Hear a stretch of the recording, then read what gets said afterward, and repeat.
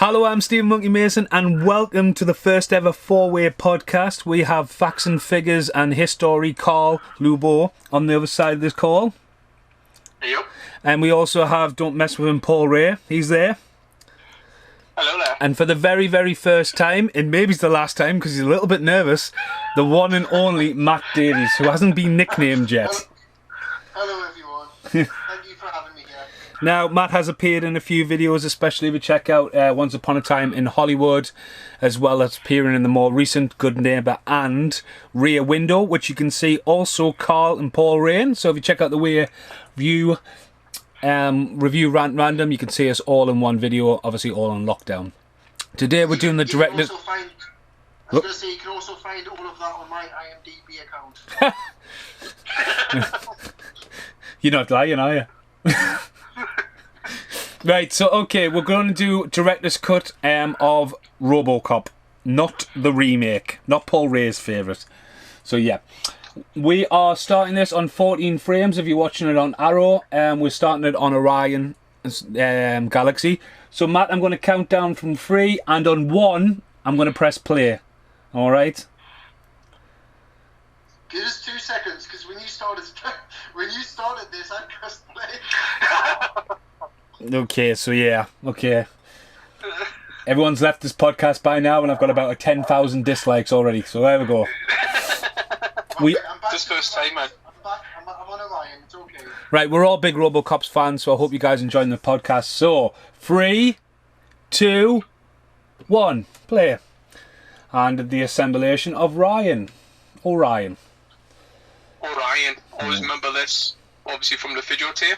And obviously Orion has made a bit of a comeback, hasn't it, in the past few years, which was really good to see. What happened to them? Did they get bought up, or have they just been like a franchise or something? They went bankrupt shortly afterwards. I'm sure Orion was Mel Brooks' company, you know. I'm sure it was. Robocop. Now, Paul Verhoeven had done a lot of stuff in Holland, and is this his first American movie when he came over? It is, yes. Yes, he did one German film beforehand, but yes, it's his first American film. I think he nails us on the hand here. I mean, like, literally, just like the propaganda. I mean, this and Predator 2 have so much in common for just being ultra violent as fuck. You know what I mean? Yeah. So what's everyone's first memories of? Let's just get out of the way. VHS rental. Should not have been watching at my age, but... Oh, aye. Getting shot to fuck, it's just like, it's such a horrible death. Yeah, it's nice that you've asked me to do this as my first film, because this is one of probably my earliest memories of watching an adult film. I remember, I think my gran was babysitting at the time, so that shows you how young I was. And I remember this on ITV. You know, there's no ITV 1 or 2 or 3, it's ITV, there's only one ITV. And I remember the films on ITV were obviously at the time sponsored by Diet Coke. And I remember this starting with like a Diet Coke advert, and then obviously in between all the adverts, there was like a Diet Coke bit, and I still remember that. So yeah, this is one of my earliest memories of like an adult film. His wig is fucking brilliant. With mine, it was Columbia House ones, where you have to buy like 10 films every like month, otherwise you have like 150 quid worth of debt. This and Before Weapon and Ghostbusters. Masons, what's yours?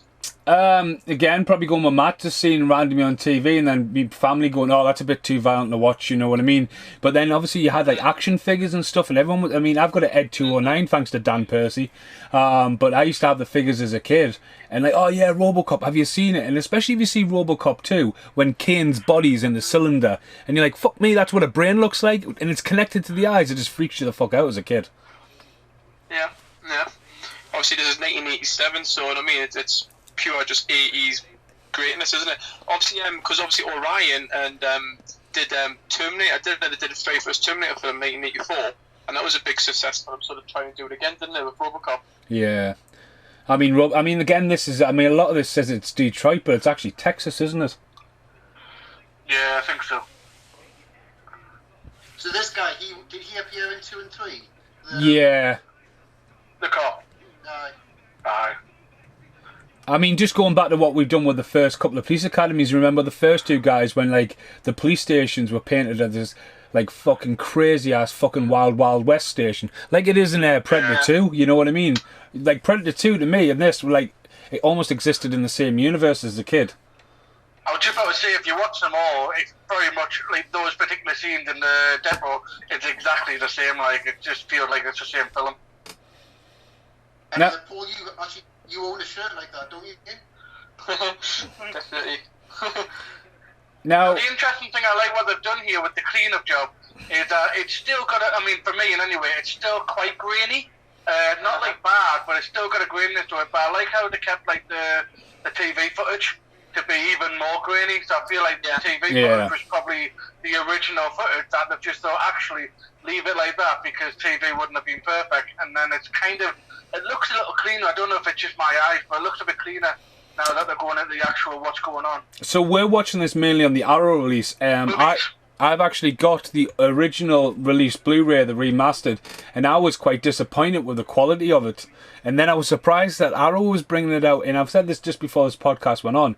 This is one of Arrow's biggest flops at the minute because it, like Waterworld, that you just can't get for Gold Dust. Like the special edition, got a lot of the special edition left. The Steelbook's out, and the fucking like standard edition's out. So there's 3 versions of Robocop out now. Do you know what I mean? So it's not. It's a big hook for Arrow, but I just don't think they've made it too available. Do you know what I mean? I think one of the big things is a lot of people already own Robocop. Like I'm watching the remastered MGM one, the same as you, Stephen. But I reckon a lot of people who own the film, because Arrow didn't release it in 4K, they'd be like, I'm gonna wait. Yeah. But I wonder where the rights go, because obviously Arrow, I mean, Waterworld's been brought out by Universal, hasn't it? So what Arrow's like sort of got the negative, then sent it back that way, if you know what I mean. So there's got to be some distribution going on. Well, if you think about it, MGM went bankrupt. They went bankrupt a few years ago, didn't they? So that's the reason why they were giving these out. But the problem is, and obviously MGM ended up being a bit of a Fox, and obviously Fox is not, Disney. So And there's a lot of MGM films disappeared, like Biodome and all that, of all just like films you would normally see, just fell off the radar a bit. You know what I mean? I think it's really good that Lois is like, she's not like a damsel in distress. She's like actually like look after herself. I mean, any of the 80s film, this would have been like a love interest, and I think this worked so well that they didn't go down that route. But it goes back to Paul Verhoeven, because he was actually raised as everyone should really be, like general neutral. You know what I mean? It doesn't matter if you female, male or female. You know what I mean? And that's what he was really positive about doing, because he was born in like the 1930s or something. You know, he's really old, Paul Verhoeven. And he was raised obviously when Holland was actually under, like, you know what I mean, foreign dictatorship or whatever you want to call it. So he's got that kind of like he brings that across in a lot of his movies, but a lot of people do believe that this movie is in fact a story of Jesus as well. You know what I mean? Yeah. The resurrection and the walk of prayer, yeah. But, I mean, just going back before, the police cars, I love how the police cars look, and this all CP police cars, they're just so basic, you know what I mean? Like, it's just a matted look. Yeah. Fucking that just lush, that though. That fucking, this is a really good scene, this though. I mean, you get into these guys. I didn't realise the guy on the left's obviously the guy who gets blown to fuck in a minute. You know what I mean? But obviously just like how it's set, how it goes, especially this cut coming here. I love it. I love it how them two scenes cut together. But all this is actually, like, normally that would be like a matte painting in the background. It's actually not. It's a designated floor in an office block, and they just took it over, you know what I mean? So it's a real working skyline. And that classic 80s multiple TVs on one wall. Oh, yes. Just how this has started as well, there's a lot of Starship Troopers got remade into this, you know what I mean? The gender-neutral showers. Then obviously the TV adverts. The TV adverts. I was just about to say that when I shout boobies, because obviously you've got like all these men and one woman, and obviously she's got a top off. I found it a bit weird that she put a bulletproof vest over her tits. I mean, wear a t-shirt, that's just weird. You're going to get sweaty pits. Well, you're going to get some rash there. But that being said, that totally reminded me of Starship Troopers when they're all in the shower. Same director, yeah. Yeah.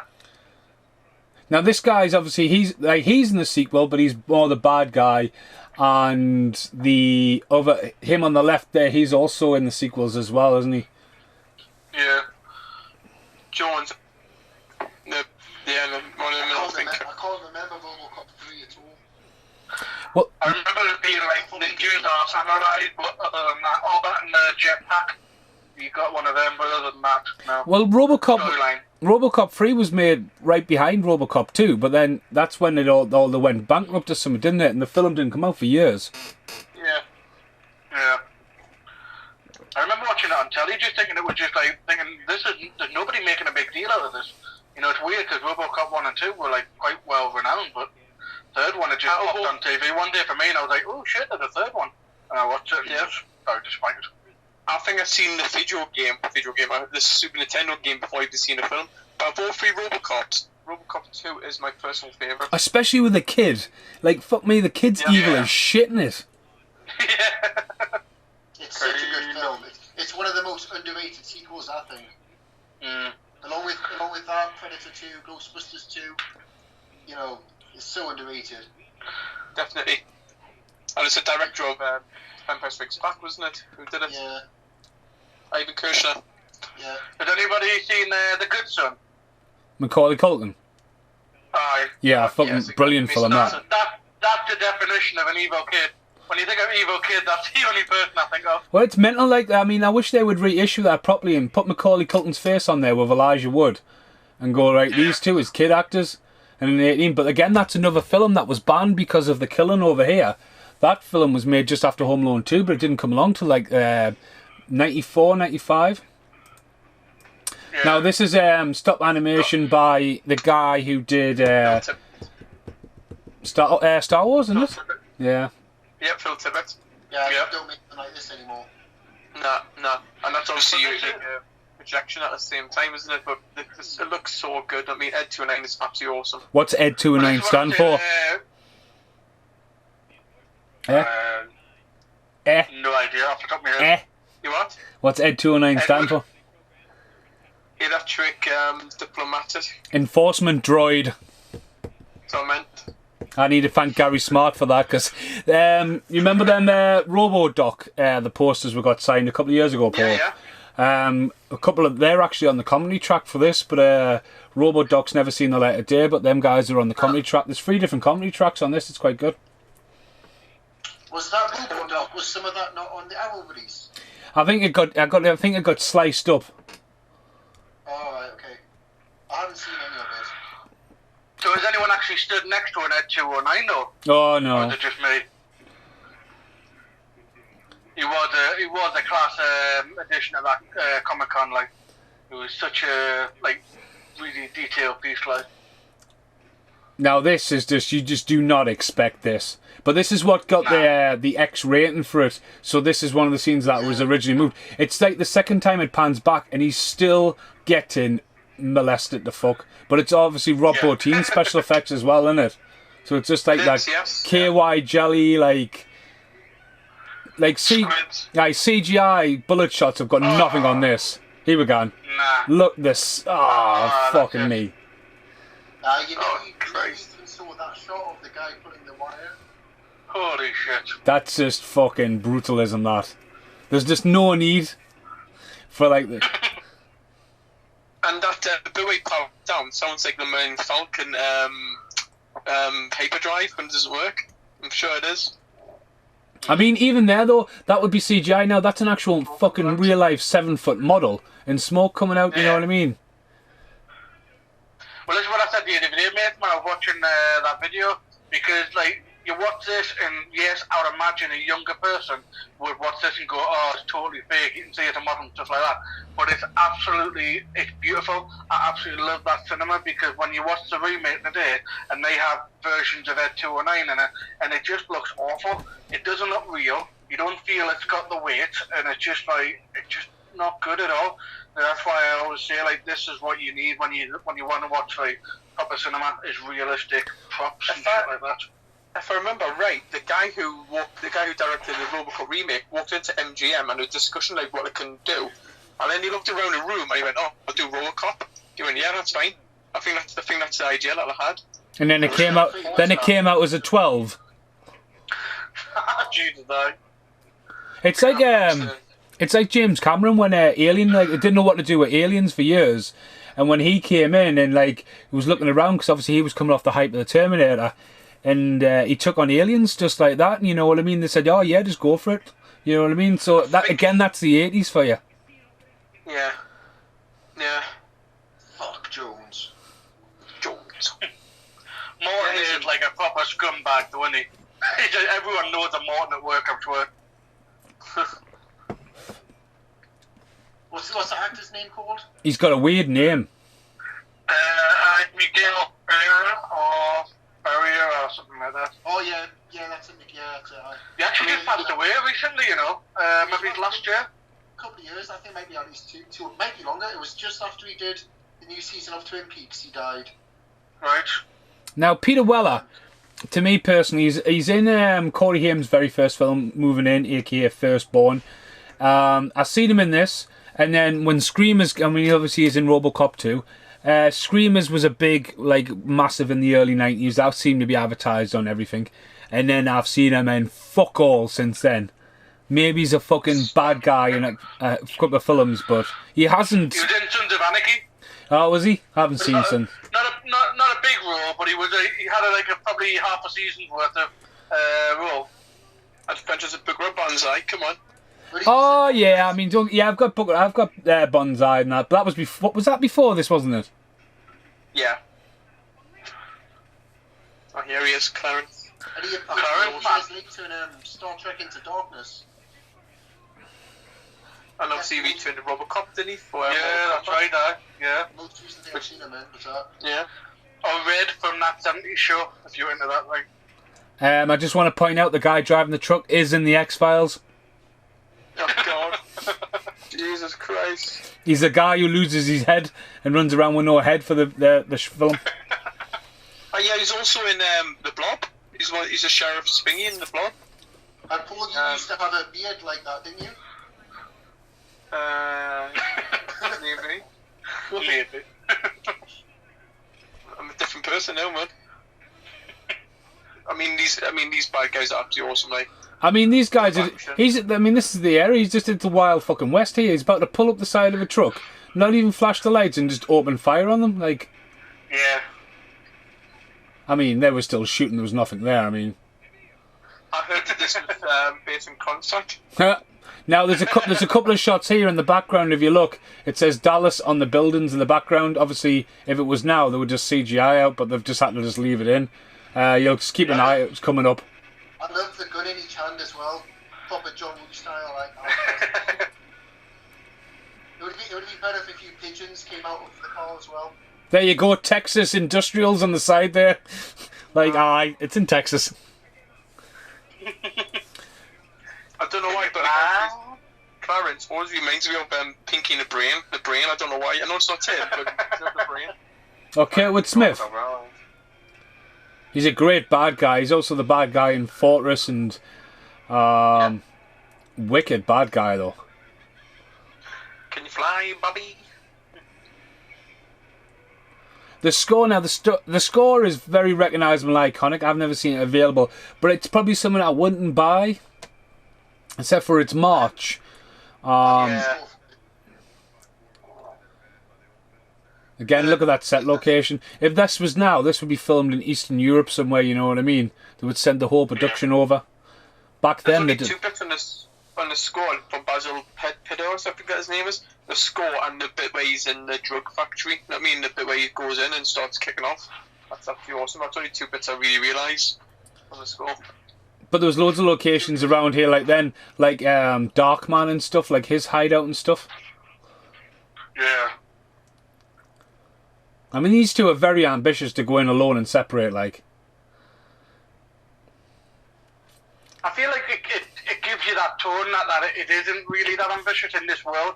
You know, it's so chaotic that they're not just cops, they are officers who face like the scum of the scum every day. Well, I feel like it lets you know that tone, this is an everyday job for this sort of police crew. Well, it was written as a comic book. It's not based on a comic book. That's how they approached it. I mean, even the little detail here of him stop pissing in midstream because he hears the pop. It's just it's really well film made. You know what I mean? So this fucking uppercut, though. I mean, it's a full-on Mortal Kombat moment here.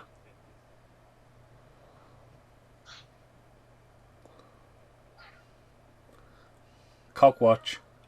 Peekaboo. Look at that, man. Doink. They're just fucking psychos, which makes it so much better. Like, his laugh is probably one of the best laughs I've heard for quite a while. Like, Will you stop that laughing?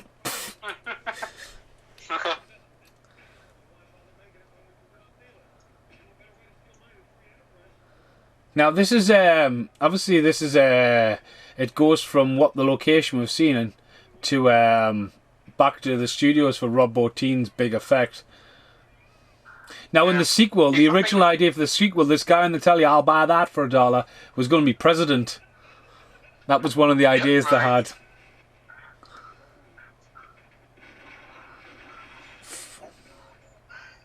If I remember right, when I watched this years ago on DVD, you could tell when it was inserted, you know, like the extra scenes were inserted, because it didn't, right, you could tell it was on the cutting room floor. Yeah. But obviously they cleaned it up on the Blu-ray and the HD, and obviously the quality, so it kind of intervenes pretty well.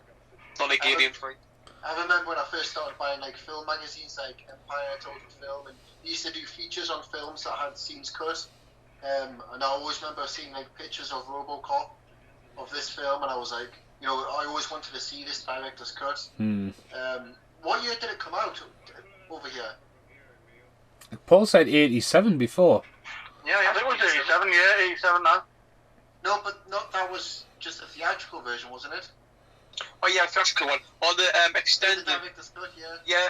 Well, if I remember right, I ordered it online one time, and I think I gave it to Mason, that Criterion one, the silver one. So Is that the one I was convinced was a dodgy copy? Yeah, but it's a Region 1 Criterion. Yeah, it looks dodgy. That's what I've got. I've got the Region 1 Criterion DVD, but the first one was the Criterion Laserdisc in the US. So, what's Laserdisc? I think it was mid-90s when they did that, because that's when I think Paul Verhoeven did the commentary for it. Yeah, I It'd be think that was early 90s or something like that. Director's cut was that version. Sure it is. But I think on Netflix, it was the direct on Netflix and stuff. Kurtwood Smith, man, just fucking nailing it home, like. Yeah. Out.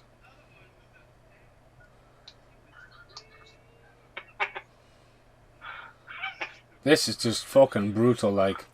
But the people who did RoboDoc, obviously in lockdown, they did, I mean, it got overshadowed by all these reunited parts. But they've actually got together the cast from 2 and 3, and they've done RoboDoc 2 and 3. And obviously, Richard Jackson's a big fan of Robocop, isn't he, Paul? Yeah. Oh, here comes the hand. Paul Now- Weller, Peter Weller didn't get involved in RoboDoc though, did he? No. Well, Carl's got some good stories about Peter Weller. But let's just wait till he blows his hand off. Because originally, this is all good to sound effects, because when his hand originally comes off, it's just pop. Yeah.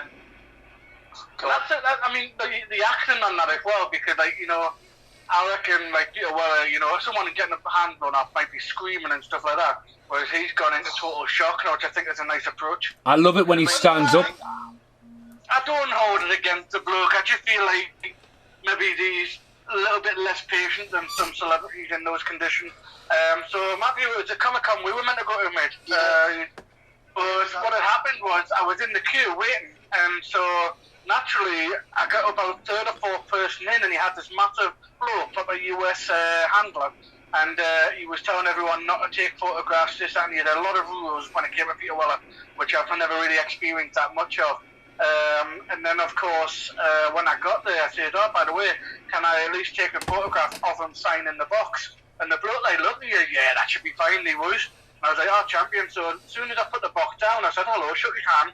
And I don't know how he managed to see it, because he was looking down at my box, but as soon as I touched my phone, he was like fucking John Wayne. He was like, no phone, don't do that, don't want phone. And I was like, whoa, I don't want like a photograph with you. I just want you to sign to do a photograph of you sign it. And he goes, no. Robo-teen shot, sorry. Boom. Oh, headshot. Yeah. And he didn't even have it on the table. He reached under the table and pulled out a sheet of A4, which looked like a certificate of authenticity that he had made up. And he said, if you want evidence that I've signed it, I'll do you one of them for an extra £5. And I was like, yeah, mate, I'm not that fussed. I'll just have the box, please. And I was just like, the experience was a little bit... I just think he was a type of person who maybe didn't have all the patience in the world when it comes to... I mean, I don't judge him. The bloke was probably knackered, but still. No, I've heard a few things about him before. I went to my first convention, I think it was 2008, for the Showmasters 1, Milton Keynes. And he did one for them maybe like a year or two before, and that was the last convention he did until recently. And he doesn't like them, so he's obviously doing it now because he needs, for the money. Yeah, money. Yeah, fair enough. So yeah, we've just seen him absolutely get brutally murdered. So that was good timing, really. Well, I'm just going to say there as well. Obviously, Robo-Teens. The headshot and that pan around was obviously cut out the director's cut and for the theatre cut. Yeah. And obviously him proving himself to be able to do that. I mean, obviously he did that years beforehand with the head and the thing. But obviously he would go on to do Arnold Schwarzenegger's face in Total Recall, especially pulling the shit out his nose and stuff, you know what I mean?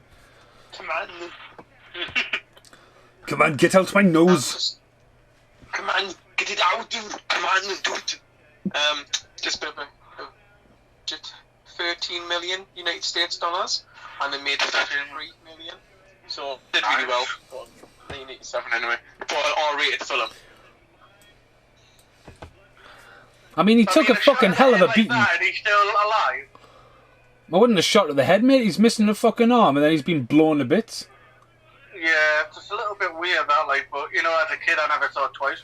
I just thought, save him. He's invincible. Now, I like this. I think this is really smart, the way they did this, and it obviously goes throughout the whole film, where you're not just watching this bloke obviously struggle with life now that he's like this robot, but you're actually seeing it first person, which I think is such a smart move, because it brings you straight into what he's saying. Yeah, you get no, like, third-person view, and it's all point of view. But, like, in the remake, there was like, all right, he's a robot, don't worry about it. Like, what? Well, that's it, and I think it's just like the idea of him just like they could have just played off on the fact that he's now a robot with I don't know, even with the memories of Murphy or whatever, but the fact that you actually see him struggle within the whole thing, and you do kind of maintain his humanity a bit. Fuck me, I thought that was Joe Palatino, whatever you call him there, doing the operation on it for just a split second. You might have to IMDb that one. I was convinced that was him there for a second. I say the doctor, is he going to get titled? I love that last shot that Clarence takes and then it goes to black. This came out of dodgy video tape, isn't it? But yeah, like Call, like I said before, it's still got that NTSC kind of lines on it, isn't it? Like an old-fashioned monitor. Which is really good. This is really cool, this bit, like. You're all in 4K HD, perfect colour. That's like my old one, but Who do you think you saw, Mason? He's the chief in Bad Boys, man. He's in the Goonies. Oh, like him? Oh, that wasn't him, like, no. Wasn't him. Well, do you want to check it, just so I'm wrong? I'm double checking, don't worry. Don't start these two off. Who's saying who's wrong? But, Listen, take a rest. I love this fisheye lens shot as well. This is really good. Yeah. Because obviously, if you think about it, the theatrical pose is just him halfway in and out of a car, isn't it? And I was confused about that because he looks like he's got a bronze tint to him, but he's quite blue. Yeah. Well, I always thought silver, but then again, I'm colourblind, so no shock there. Are you blind, Carl? No, I'm colourblind. Alright. in the suit weighed like so many pounds, they just lost weight doing it. So that in Robocop 2, they redid it. Apparently 3 pounds in weight of water he lost apparently.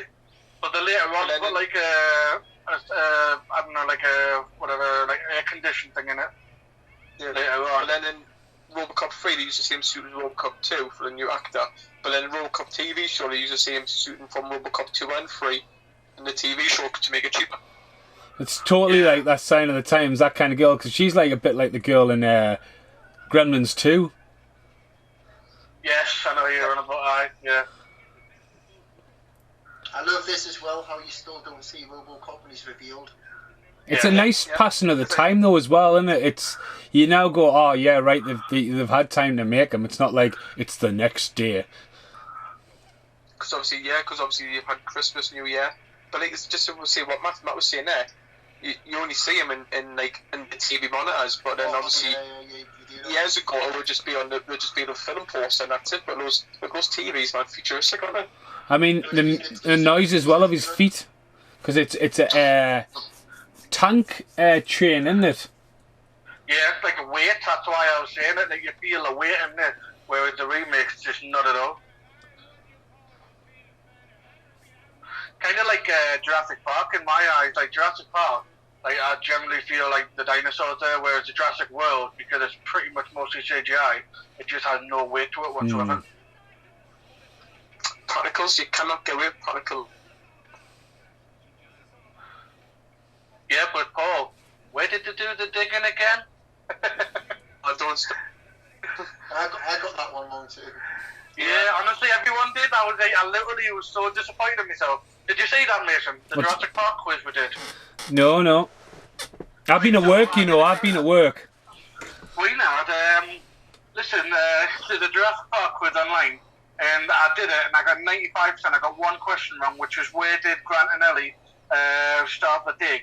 And I mean, without the other questions, would you know the answer to that? The answers. Would you know where they were, Mason? Well, they're in Utah somewhere, but it's not. It's Well, you'll never forget it. It's actually Montana. Yeah, around that area. Yeah. Yeah. So obviously I got that, and I was pissed at myself. I thought, I can't believe I got that one wrong. Out of all of them, as one question. So I shared it on the group page, and literally like Scott, Paul, Matt, they all started doing it, and like nobody got 100%. I was like, I started feeling a bit better for myself. I just looked like shit coming out of the machine. Oh nah, baby food. But it was like really weird that nobody got that one. I was like, yeah, it's going to be a quiz question, that one, for the future. I mean, I would have probably only got it because I've read the book recently and I've just watched the movie. So yeah, so if it was a multiple question answer. So suppose. I love this scene before at the desk when they've got the criminal and all the police officers just start running towards Robocop, just leave it.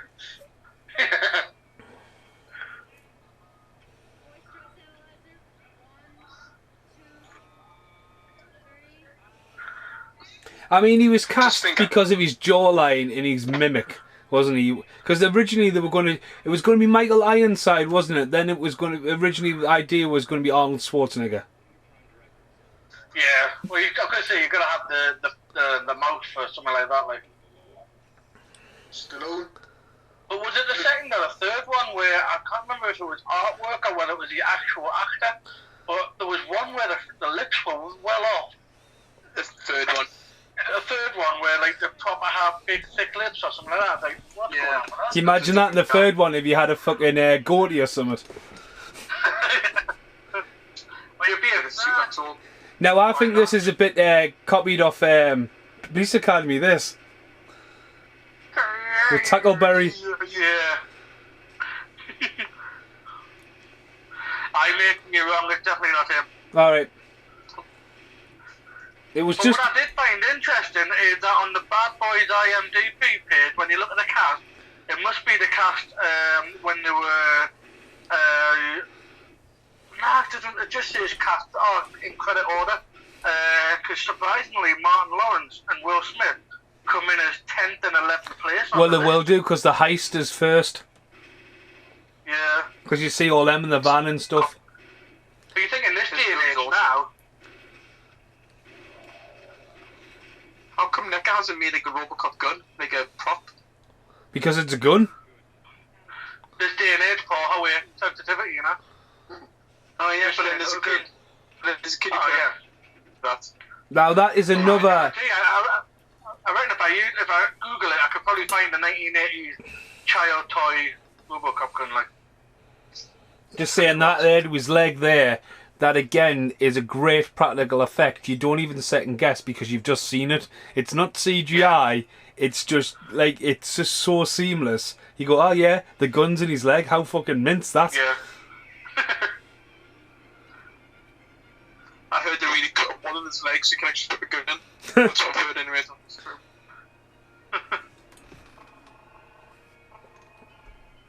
And here comes the march. Is this the first time you really hear it? Yeah.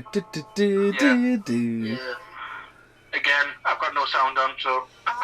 He's not in a hurry, and he definitely hasn't got any lights on. Like, No.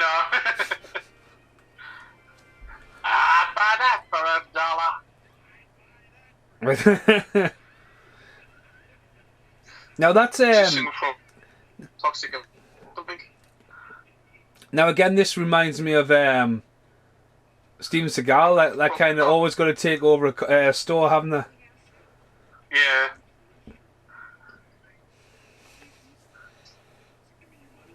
Did you see that Seagal advert from a few years ago when he goes into a store like this? No, that's off my head. I'll have to send it to you, it's good. Alright. Do you think that guy would have picked a more inconspicuous gun if he was going to try and hide it? I mean, the fucking magazine sticks right out the side of it. Do you know what I mean? Go on, say it. I know I've just fucking said it.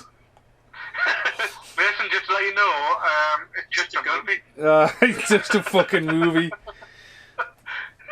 Fuck. But it's all about the impact, isn't it? I mean, if you pull a pistol out, this is America, this is Detroit.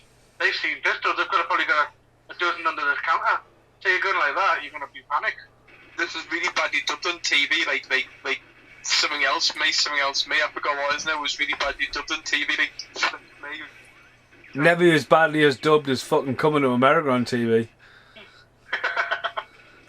This doesn't make any sense. That bit there, he backhands him, right? So he's either going to take his fucking head off, he's going to drop to his knees and be unconscious. He's not going to then continue go forward through a glass.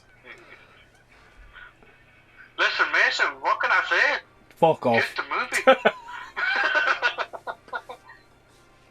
I think that might be the closest one we'll have together. Now the guy, is it the guy behind is from Police Academy? Yep. Bleach blonde hair. Yeah, I think so. Aye, that's right. He's one of the Stooges, and then he pops back up later on. He comes in like the third or fourth one, didn't he? The fourth one because he's in the mall, isn't he? Aye, that's right. No need for that, like, we couldn't have girls there off, like. There's a head down there. What does it mean? What is he on about? I think it was only like skates watching this. What's he on about? That's a great shot. Yeah. The shadow is just fucking brilliant. Camera to the drums on your little person and Robocop suit. Just a shadow. I like this. It could have gone so wrong as well. Oh, it's just fucking horrible. Nah.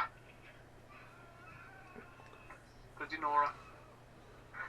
I mean, a guy who wears tassels on his double denim needs to be shot like that. I mean, Jesus Christ.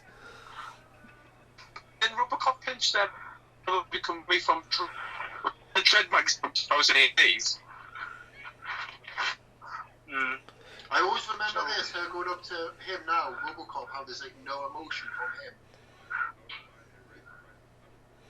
Yeah, it's kind of introducing you that idea. It's not always going to be perfect.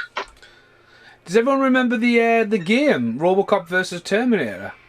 Oh, it's one of the best games for the Mega Drive ever. Yeah. Brilliant. I've still got He it. is a Still waiting for that film.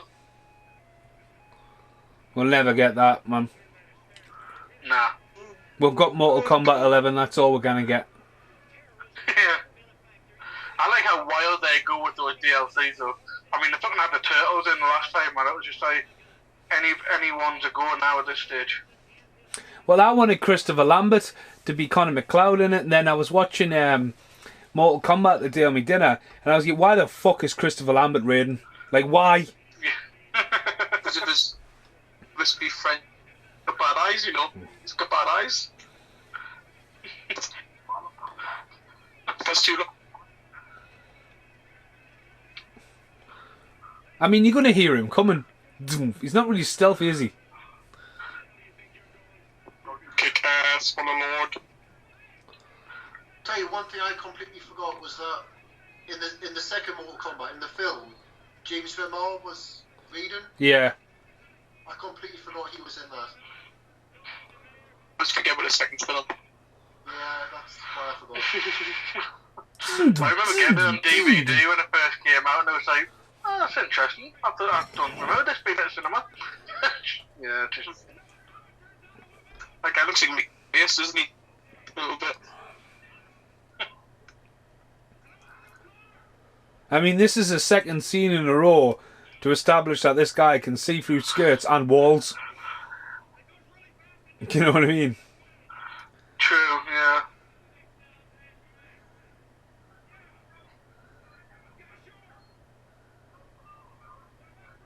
I was trying to work out what the fuck he's looking out the back window there.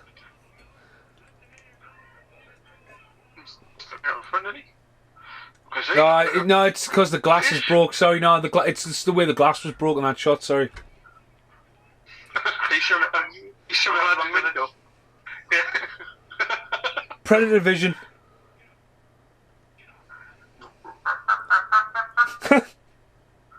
Oh.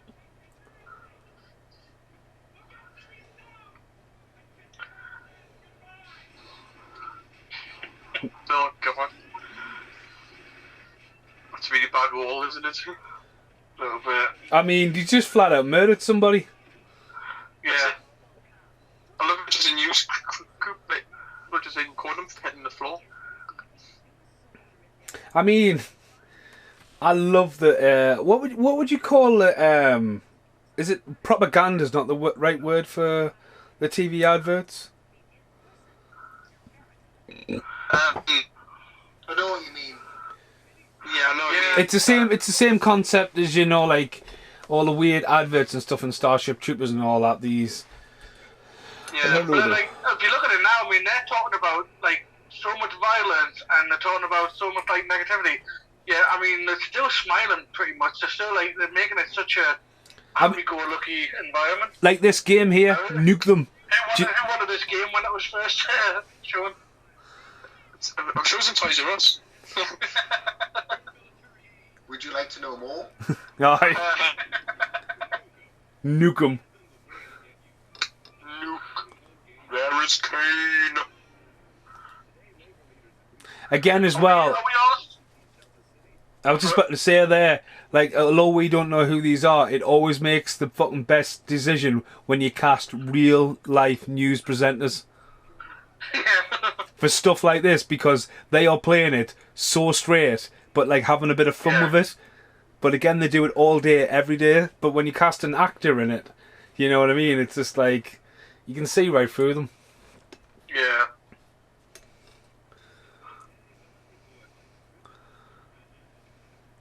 Sort of, people buzzing in the 80s, business people and that.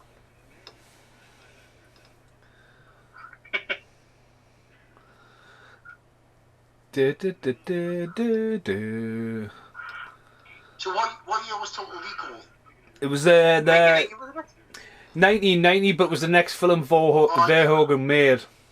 Yes, I thought so. Yeah, 1990. Yeah. Because Schwarzenegger absolutely loved Robocop, and Schwarzenegger had really liked Total Recall, and like he was a big pusher. But again, I think it was. Yeah, look at this though, like the whole like in a joke that we know what's coming, but they don't. Yeah. We've all done that, and we've all pissed ourselves just to get out of a place quick enough. We've all done it. Oh. Didn't you do that a few... No, because you piss with your pants around your ankles, don't you, Paul? No, not really. Yeah, you do. Yes, So you when someone did. trying to open the door. You think I did?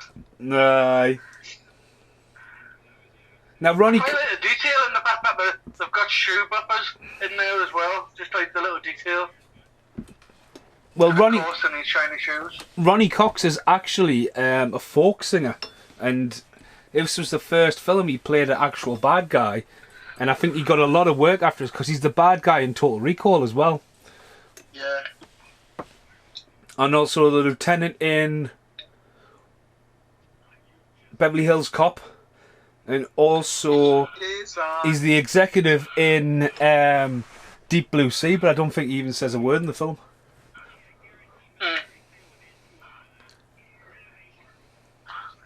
It's funny, like, obviously this film is really just based on, like, business and greed, isn't it? And they just step over the other person to get what they want.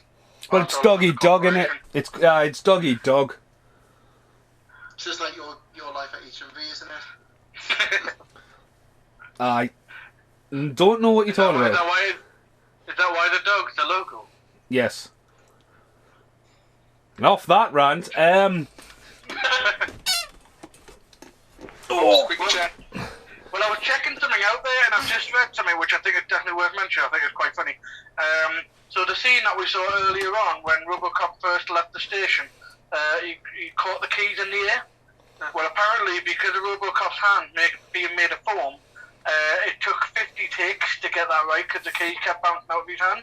It would a complete day's worth of filming. fuck. Can you imagine that? I mean, and the money that must have been spent in a day's work just to get one scene like that.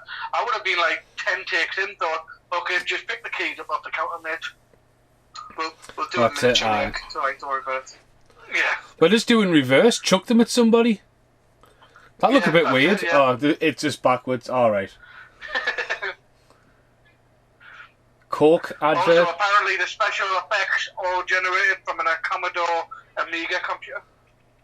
Can you remember that when Camille's polished bathing? She just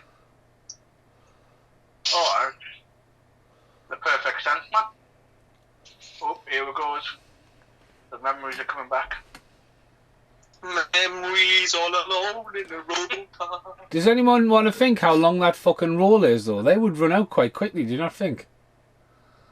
Well, they would just refill it. I know. Yeah. I mean, I'm just talking about paper-wise. Well thought, yeah. There's a nice little Like I effect. said. Nice little effect on the telly there in the background when you can see him and it fades out. Yeah. That's really good, that bit. Use a chest, didn't they? Just to play it on. Didn't track him properly, that's what's wrong. Now, obviously, that is being used quite a lot as a meme lately about Robocop jizzing. Yes, it is. I think I'm not sorry, man. You haven't said it, so. There's I also think I put it on the movie group page. It was like a two picture. It was him, and then the next picture was someone with a hand with a blob of mercury. Aye. I must have missed that. the scene earlier when Robocop shoots the woman through the dress. There's also a T-shirt going around. I don't know. It's probably a meme as well. Remember the time Robocop shot that guy in the dick? Have you seen that? No. I've seen it, yeah. Like, I don't know who just thinks of these things. Oh, the geniuses. Keep the world going round. But that's a good thing about Etsy, though. People get these T-shirts out, and like before they get a cease and desist ordered, you know what I mean? And that's it. It becomes pop. It's our new pop culture. Etsy. It's like, where do you get that T-shirt from? Etsy. I had to take it down. Yeah. It's fine.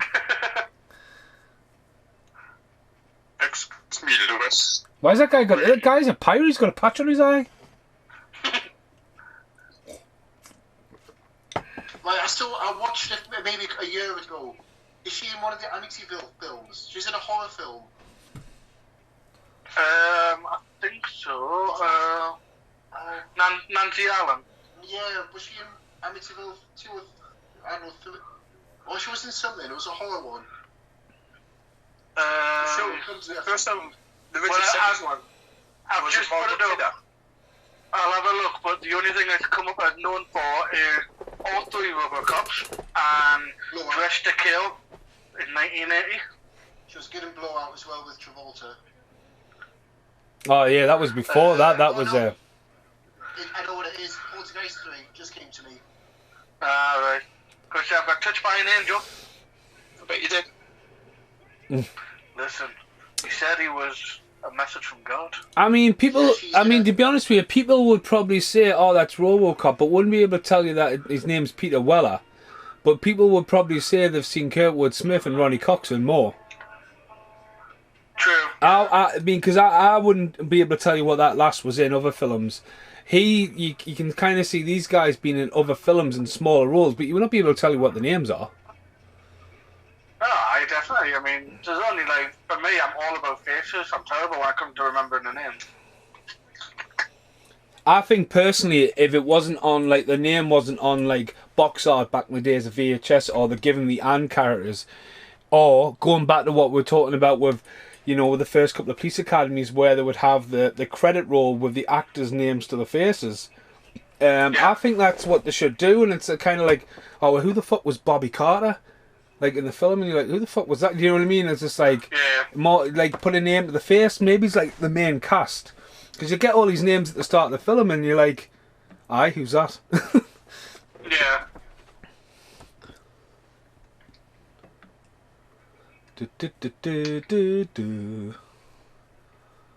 I am a robot. I am a car. I'm going to fuck some ass. I don't think you'd be able to copyright that one. Is that on the soundtrack? Shell Good old Motor Shell. Company. It's for Paul's feature release. Paul sings Yes. soundtracks. I am a cop. See again, massive guns. I mean, yeah, on a motorbike. I mean, well, you fucking.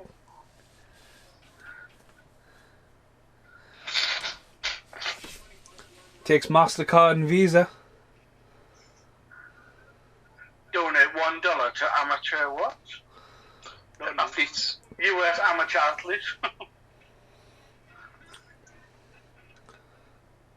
I love it how there's a strip joint across the road as well. Well, You would notice that. one on every corner, innit? And that billboard's in the background as well. That happened with the guy getting shot in the dick. Yeah. We killed you, man. So I used to work at a garage, and smoking by the pumps, that's a big no-no. Yeah, I've heard about that as well. Well, funny enough, when I was in Bulgaria, people used to smoke in petrol stations because there's fucking no law. And I was like, fucking hell. And when I came back from Bulgaria, the smoking law came in England. So you can go from smoking anywhere to be able to smoke fucking nowhere.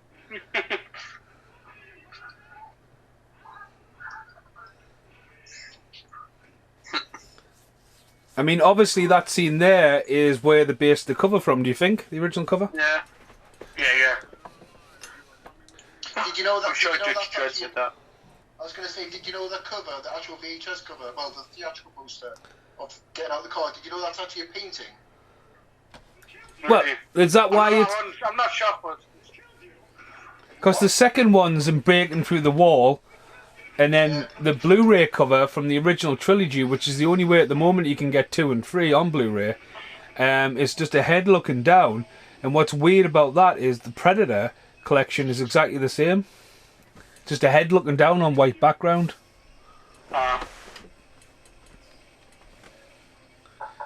But we're up to 3 versions of Robocop on Steelbook, available in the UK.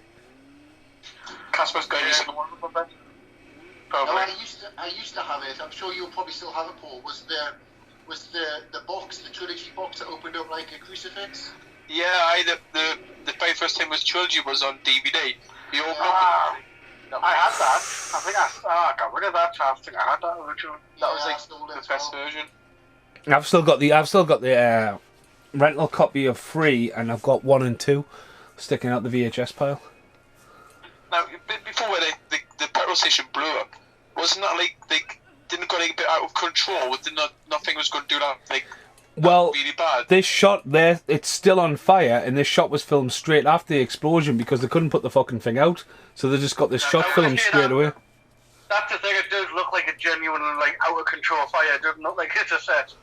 But if that was now, it'd be CGI, and I still don't think and not in any form cheap. It'll be super expensive. Fire is still not perfected in CGI unless it's big budget.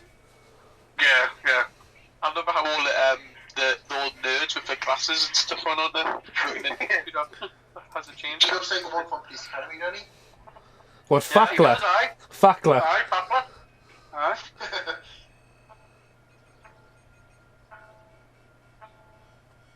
I mean, this is... almost like when you've asked someone at HMV if you've got something in stock.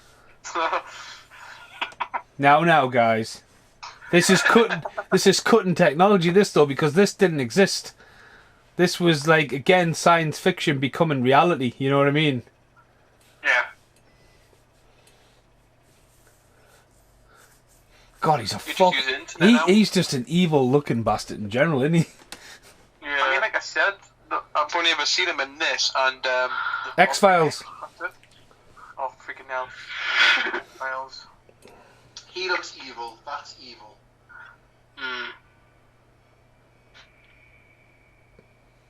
Angela Mouse from Pinky and the Brain. Murder. God, he's So which one? The one that's mysterious or the one that's insane? the mysterious one. No, I completely see where you're going from that with Pinky and the Brain. I can see it too. Yeah, just think about him. I know it's not like, but it's just. Oh god, here we go.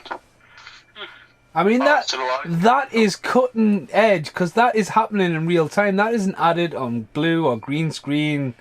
You know, that's he's been able to react to that, but them graphics are cutting edge for the time, man. It kind of reminds me of like a CD-ROM kind of game, isn't it? From the 90s and stuff. So the ginger evil motherfucker, he's actually he didn't show Shank Redemption. Did you do the bumming? Did you what? Did he what? Do the what? He got Trout.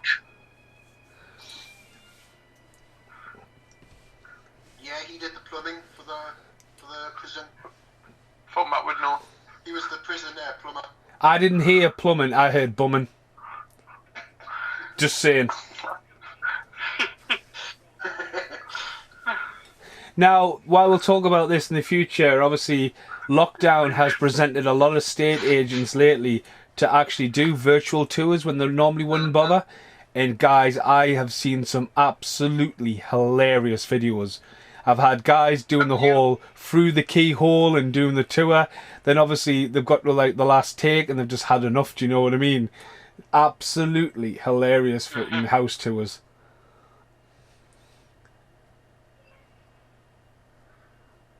But you would just get a squatter if you did that. Oh yeah, it's an open house. It also looked like his first role was Rocky 2. He played a young patient. Just the guy from before. Yeah, the evil motherfucker. Yeah. But yeah, Robocop does have like a bluey tinge, like purpley tinge to it, doesn't it? Yeah. As well, this was actually going to be cut though, this, because they didn't think it was necessary, but then they're like, no, because like, you know what I mean? This is kind of like what drives Robocop. I do not need memories. I am a robot. Problem child there.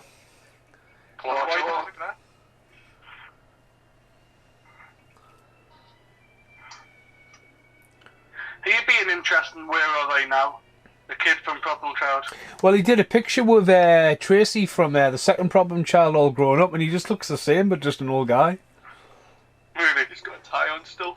It's not like the guy from Neverending Story who's like a proper, like, I think he's a professor or something, but he looks like a proper hipster. He's got like long dreadlocks and stuff. No. Yeah, the guy who plays a trio. Not a tree, the guy who's reading the book, Sebastian.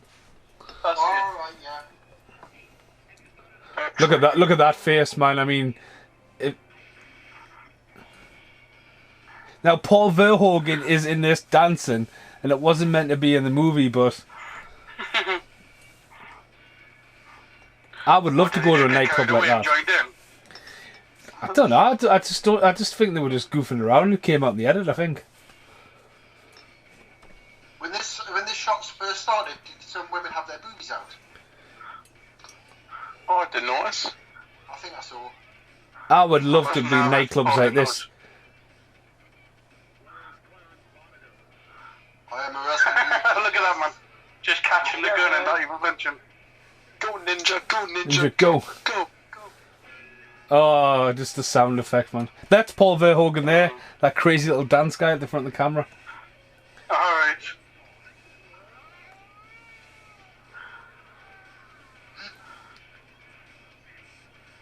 Someone got a message.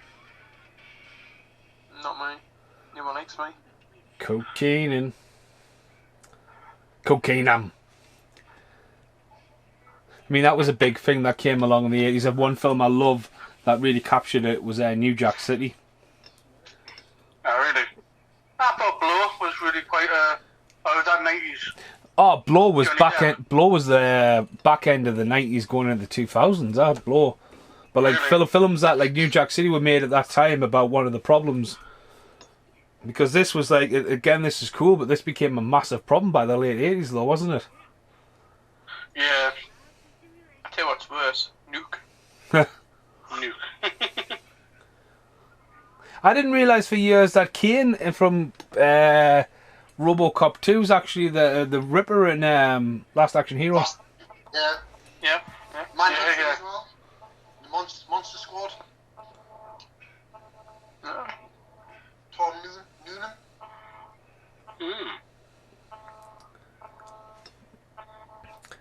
Paul, you downloading porn again? Ladies, leave. Bitches, leave. Sorry, I was being polite. Imagine that, just fucking doing a line of cocaine and then that happened and you'd be like, fuck, get away. Double niche on it, oof. But that's again though, like this film, because of the gore, you do feel it. You feel every shot, like, whereas now it's just like, you know, people just. CGI squid effects just don't have like. I think as well it's the explosion of like the material in that as well. Yeah. Again, Wrigley's. again, this was in Total Recall as well. Paul Verhoeven used the same technique. Video message, you know what I mean? Yeah. It's not like a CD or something. Can't remember now. It's DVD. It's DVD, there you go. it's a briefcase. It's a video CD actually. But then look at how like modern that grenade looks.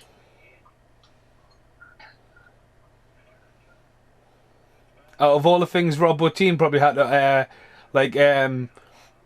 design, that was probably the one where he went, oh, for fuck's sake, how do I make a grenade futuristic? Because there'll be a prop design that. And how long they're going to take. I mean, he pulled the pin. It's got to be, what, maybe 15 seconds now? Oh, it's got a digital thing, man. Of course it is. Alright. It's all digital these days, man. What? No. Kaboom. Nice. Jeesh.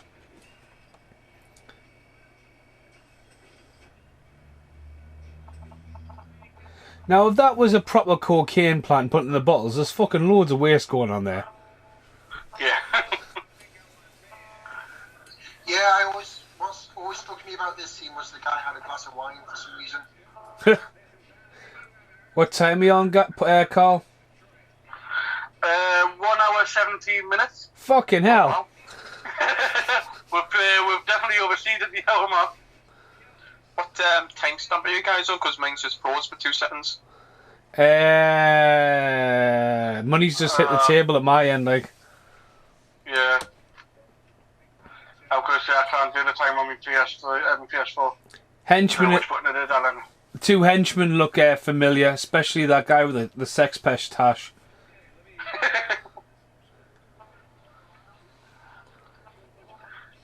Now, I think I remember that the scene here where Clarence dips his finger in the wine, which apparently isn't part of the scene.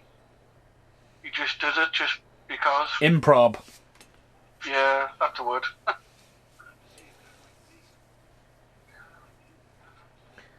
So the guy behind Clarence still holding the shotgun upside down before.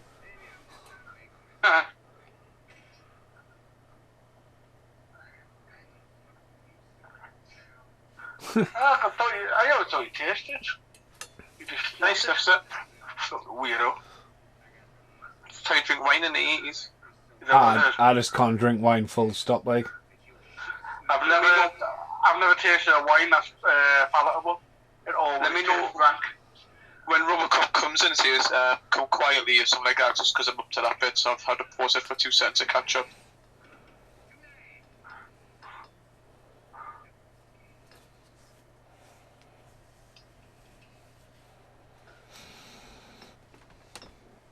Now, since no one's talking, I'll fill a quick little gap in here. If anyone's ever seen my original music video, Laconia vs. the Tournament, there is a couple of scenes of this actually in the video, but it comes from the promo, so essentially it was already pre-approved. But it's just a few clips, like especially the guy going through the window. You'll have to look quickly when to spot it. Like, Paul, he's targeting people at the moment. Okay, thanks, man. Target. Someone that knows what's going on. He's looking Don't worry, around. or there will be trouble. I'm just at the scene where he put his fingers in the wine. Am I a bit behind? He'll be behind me. I was still waiting for somebody to say, "Oh, I'm watching the remake." Sam Jackson should come on the screen. Actually, I'm at the bit where he's on the motorbike. Ain't no motorbike. The second one, the motorbike. I'm watching the wrong film. Hey, you laugh, it's going to happen one day. Someone's going to watch the wrong version. I mean, look at that, man.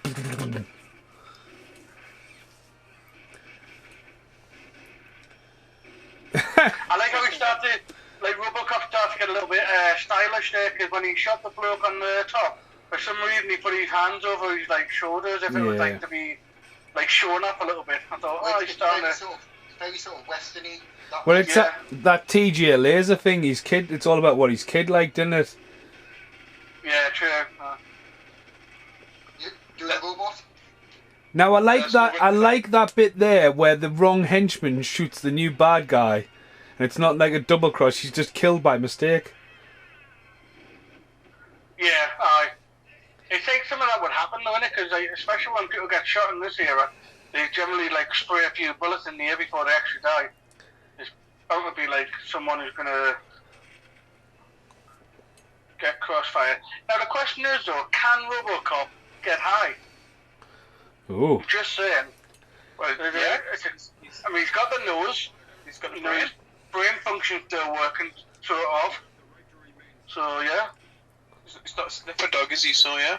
That is a class. That one shot through the window is one of my music videos, but it's because they borrowed a few clips to fill out the demo loosely. Yeah. I love how bloody Clarence gets in this scene. Now I don't know. Like, kicking his ass. I don't know if Carl will get this, but do you think that Shane McMahon and Kurt Angle just remembered about this and just decided to do this? Fair enough, yeah. If you watch it very carefully when it falls him out, they're shutting a glass first, don't they? Yeah, it's all timed, yeah. Yeah. But yeah, I mean, I think Matt's right. It gets all dirty and you can see like the scratches and everything on his face and stuff like that. I mean, Well, it's like that run was Kurt Angle. He'd Shane McMahon when he does it's overhead. It's overhead suplex first, and he lands and he falls, stands on his head. It lands on his head, and you can hear his skull hit that concrete. And like Vince doesn't want to do it again. Shane's just like, no, Kurt Angle, fucking throw me, and he goes through. But then it doesn't happen the second time, and he just fucking falls. I mean, it's just fucking again. Hard to watch, but it's like thrilling. There's a lot of extras in this movie in the background as well. Look at all them. Just like, what the fuck's going on? Yeah. I mean, he looks a bit like Carl Urban behind him. His presence.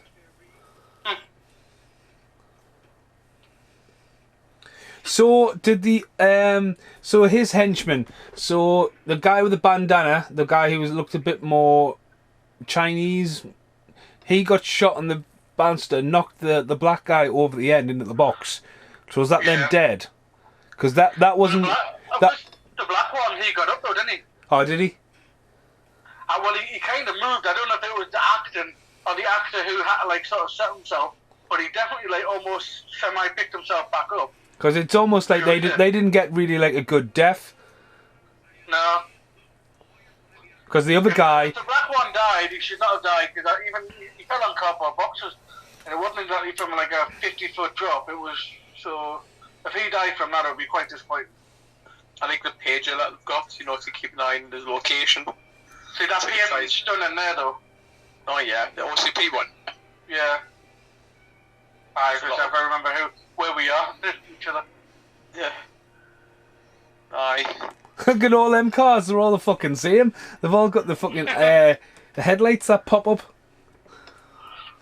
Oh, there's a mistake that comes up soon with headlights on here.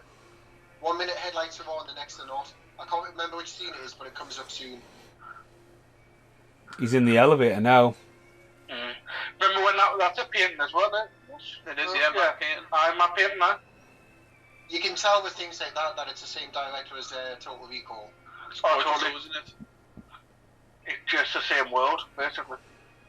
Why is my screen NTSC not how compatible for? So Peter Weller didn't die, he's just in Total Recall, that's all. Am I right to thinking that we're coming to the end of the film, or does he end up getting booted out of here and he has to come back for a rematch?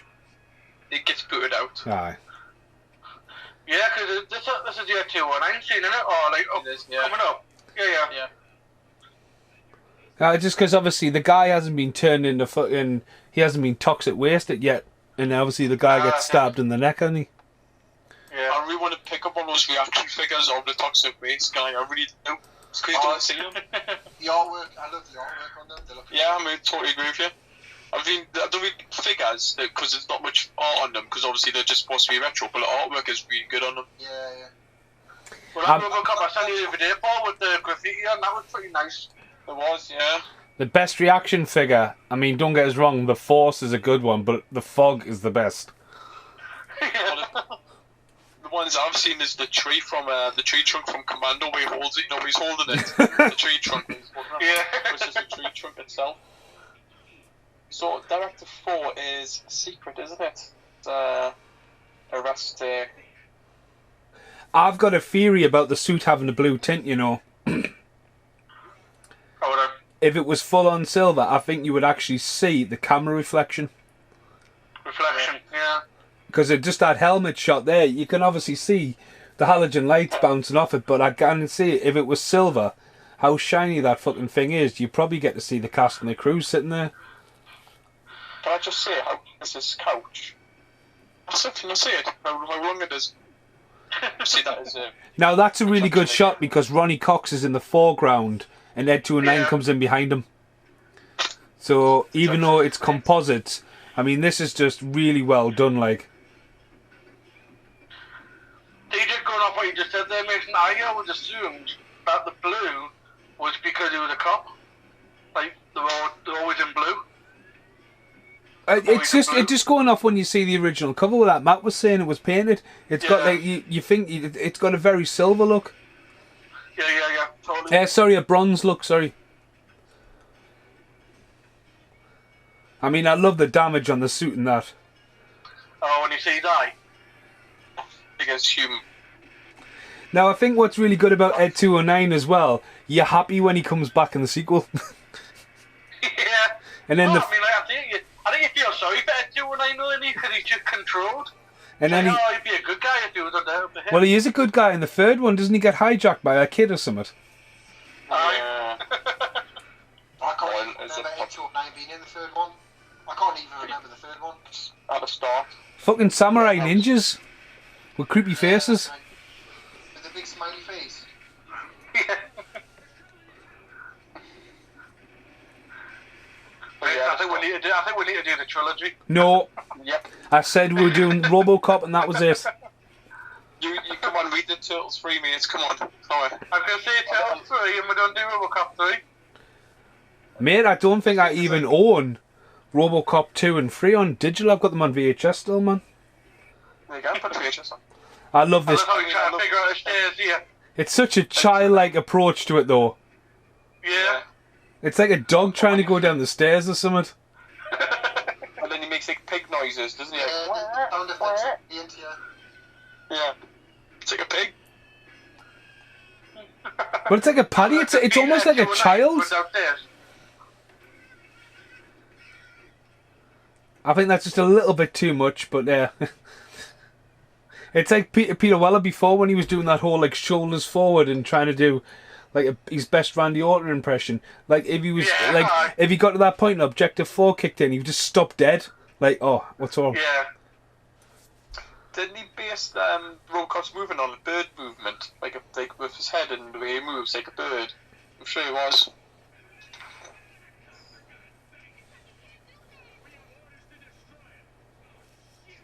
Apparently, the idea of how he escapes is actually I don't know if it was the producer or just like one of the cameraman's from the roll down between the car park. Yeah. See, did I miss something there? When did the... I mean, I understand that Ronnie Cox obviously activated the mode, but when did all the police officers get notified? Why are they all attacking them now? They rang him, he said... Carl, it's just a movie. That's a very vital and informative piece of information I needed there. I just know that. I think, like you said, I can't remember them ringing, but obviously he did. Yeah, he did, yeah. It's fucking brutal. I mean, not them shots there when he's, you know what I mean? Because this is the second time he's been gunned down. Now it's by the cops. Yeah. It's like Jesus basically getting betrayed. That's what this bit is. And But is this the part of where his brain is still reacting? Because obviously the robot, so it's not like he can feel these things. So, like, the way he's reacting is almost like he is in fact being shot. Yeah, Like he's being hurt. it's kind of like... I was just going to say that it's weird that they didn't put any flashbacks to when he gets killed in that bit. Just to emphasise why he's trying to get away for an audience watching it going, oh shit, he's getting shot again. Yeah, just to him for his sense, because like, he should just stand there and stand down at that point because the cops are there, but now he, like, you know what I mean, he's got this urge to get away. Yeah. I don't know what's worse, getting shot or getting like driven into with the light blaring in your face. And this is the bit where you're like, where? How come there's dinosaurs in it? Yeah. Like, this film take a turn for the... I'm not watching a Chibits advert or something. I tell you something what's really funny, Ro.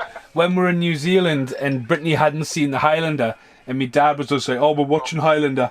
And my dad, even though I sent my dad the 30th anniversary over here, which he never opened, like, he started watching it on television, and when we were watching it, and Brittany was like, I wasn't expecting that to happen, and there was a kid going down the street on a skateboard in the middle of a fucking medieval battle, and I was like, Brittany, it's an advert, and she was like, oh, right.